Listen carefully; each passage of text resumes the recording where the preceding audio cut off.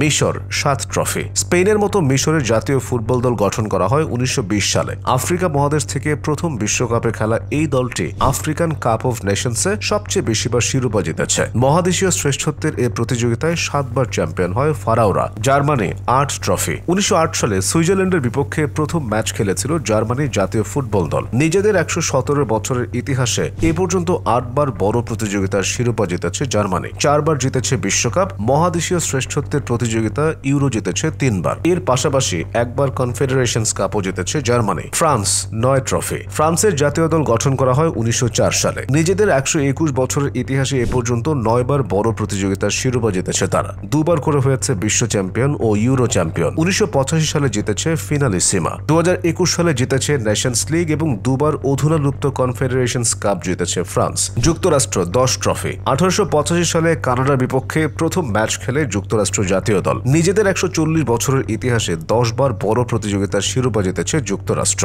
উত্তর আমেরিকার মহাদেশীয় শ্রেষ্ঠত্বের আসর কনক্যাকাফ চ্যাম্পিয়নশিপ জিতেছে 7 বার। কনক্যাকাফ নেশনস লিগ জিতেছে 3 বার।